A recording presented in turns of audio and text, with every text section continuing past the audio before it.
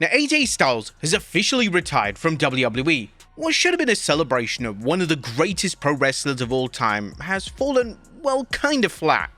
Fans have already moved on to the next trending topic in the wrestling world, and WWE has evidently done a massive disservice to AJ and his legacy, as now all fans can focus on is how poorly WWE handled the retirement itself, and now the consensus is that AJ should have had a run in another promotion such as AEW. So what went wrong? How did WWE fumble the retirement of one of the most influential pro wrestlers to ever lace up a pair of boots? Be sure to subscribe and hit that notification bell for daily wrestling videos. A retirement is a funny thing though. Now on paper, retirement matches and angles should be a huge money-making attraction for WWE. The idea of a top wrestler never wrestling again should be arguably the biggest money-making match of their career. But when it came to AJ Styles, his match led to little fanfare, and this is all on WWE. The match itself was announced the week before the Royal Rumble PLE. Naturally, when the match was announced, everyone assumed that a swerve was coming and that there was no way that AJ was retiring with less than 2 weeks' notice. This assumption even came despite fans knowing that AJ's WWE deal was up sometime in 2026. However, when it was widely reported that AJ was indeed set to retire at the Rumble, fans were completely baffled. Why didn't WWE build this up? It came out of nowhere, and as a result, it made AJ look like a complete nobody on the roster. From WWE's perspective, they likely felt that both John Cena and AJ retiring in the space of 6 weeks was going to be difficult for fans to accept, and this could have been why they took the approach they did. The Rumble itself is a weird place to deliver a retirement match. The show itself is all about the two respective Rumble matches, and it's traditionally been extremely hard for WWE and world title matches to stand out. Therefore, doing AJ's retirement on this show just made no sense. The match could have been the greatest match of all time and it wouldn't have made a difference, and to AJ and Gunther's credit, the match was excellent. But the Rumble is such an exciting match concept that the fans just can't resist being excited for the annual matchup. It's really a strange call that WWE didn't offer AJ an extension to WrestleMania, as a name of his magnitude certainly deserved to go out in style, and retiring second on a match card where you're not even the main attraction was a controversial placement to say the very least. Even wrestling legend Jim Ross chimed in on his podcast and summed up the feelings of the audience.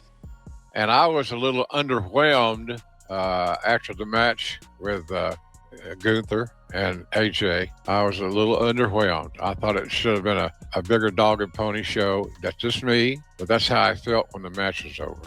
The location, the geography had something to do with that.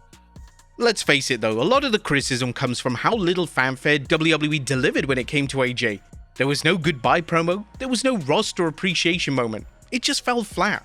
AJ walked up the ramp and the next thing we know, WWE were just playing a commercial. There was initial concern when the match was announced that AJ potentially retiring could hinder the entire show.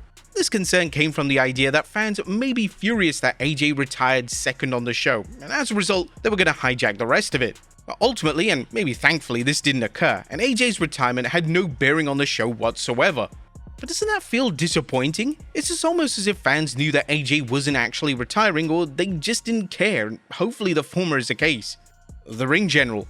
When Gunther made his entrance into the Royal Rumble in the main event of the evening, he received some boos, but it wasn't exactly as if he was universally loathed by the crowd. Retiring AJ did nothing for him within the standing of the match itself, and he was only in the match to be eliminated by Roman Reigns, so what the hell was the point of his inclusion at all? Gunther wasn't involved to set up a WrestleMania feud, he was clearly there to make Reigns look good in the final two, and WWE evidently hoped that he would be the most hated man in the world, and that just wasn't the case.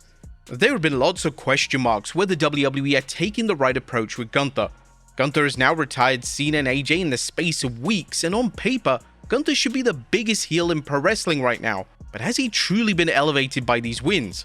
It's certainly up for debate, but the reactions to Gunther on TV must be disappointing to WWE management, as it could be described as lukewarm at best. WWE likely expected Gunther to be receiving reactions similar to Roman Reigns after WrestleMania 33. At this Mania, Reigns had just seemingly retired The Undertaker, and Reigns was utterly loathed by the crowd. Gunther just isn't this kind of character. WWE is clearly planting the seeds for Gunther to retire more names on the roster, with names such as Rey Mysterio, Chris Jericho, and Brock Lesnar all being rumored. Is Gunther retiring any of these legends going to help his crowd reactions? Well, probably not, and the obvious question is what happens to Gunther when the retirement matches are done?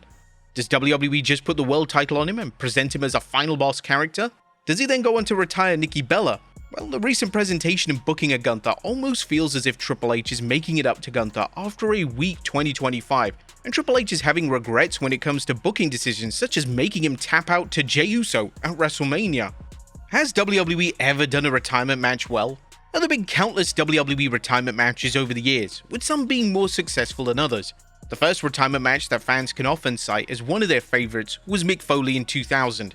Foley retired in a brutal Hell in a Cell match against Triple H, and whilst this was the perfect send-off to a pro wrestling legend, WWE just couldn't resist bringing him back just a few weeks later. As such, fans have always been skeptical when it comes to retirements, and Foley's quote-unquote retirement from 2000 definitely plays a factor in this. Fast forward to 2008, and WWE delivered a full-blown retirement storyline for Ric Flair. This was acclaimed and would culminate in an outstanding WrestleMania match versus Shawn Michaels, and it looked like Flair was going to ride off into the sunset. However, just 2 years later, Flair was wrestling in TNA, and whilst he didn't wrestle in WWE again, there is a strong argument to be made that this subsequent run in TNA and Flair's subsequent matches impacted, pun intended, his legacy in a negative manner. We also saw WWE absolutely butcher Kurt Angle's retirement in 2019, as the WWE Hall of Famer retired in a lifeless WrestleMania match versus Baron Corbin. And to this day, fans still call on Angle to have one more match to ride off into the sunset in style. The most recent WWE retirement prior to AJ's was John Cena. This was one of the most controversial runs of the modern day, as it was a run filled with missed opportunities and wasted moments. Cena's final run was stacked with a heel turn, a world title win, and countless epic matches. But some fans just felt that the run failed to hit the mark. When Cena retired in December 2025, they simply wanted more. This has likely influenced why fans feel so flat over AJ retiring. Cena only retired 6 weeks ago, and it's still fresh in people's minds. The gap between AJ and Cena retiring was just too short for it to make a lasting impression, and WWE only have themselves to blame, as this could have been planned out in advance. Change the model. Now it's all but certain that AJ will wrestle again in some capacity, and this speculation was furthered when AJ kept his gloves on following his loss to Gunther. Also, this is what the legend had to say on Stephanie McMahon's podcast a few days after his retirement. I know, never say never, that's the saying. I think everyone should be allowed at least once to come out of retirement for a match. Not saying I'll do it anytime soon. I mean, what if my son wrestles someday? The opportunity to tag with him just once? You never know. So there will be a time when the gloves never go back on, and that time might be now, but we'll see. What Cena and AJ's retirements have shown is that the retirement model needs to change. WWE delivered something bold and unique with Cena's retirement, and whilst elements of the run worked, fans came out of the year-long run feeling let down. Perhaps a 12-month retirement is just too hard to deliver from a creative aspect. It'll be interesting to see if this approach is ever used again when names such as CM Punk and Randy Orton call it a day in the ring. It's clear that AJ's approach was possibly the worst way to handle a legend's retirement. A retirement match with just 12 days notice, followed by a retirement match that took place second on a PLE? It just didn't work, it didn't feel special, and it's not a surprise that fans have already moved on from it. The approach that WWE took with Cena may have been a better fit for AJ Styles. AJ was on TV every single week without fail, and WWE could have even taken the Ric Flair approach by declaring the next time AJ loses, he's out of WWE. This would have made the TV product rather compelling, and it would have given AJ's matches against the likes of John Cena and Dominic Mysterio heightened stakes.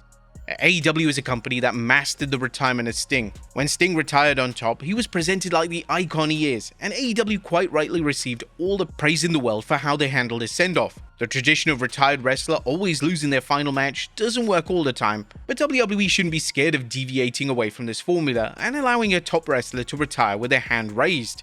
What do you guys think? Did WWE fumble AJ Styles' retirement? Let us know in the comments down below, and I'll see you next time with some more wrestling content.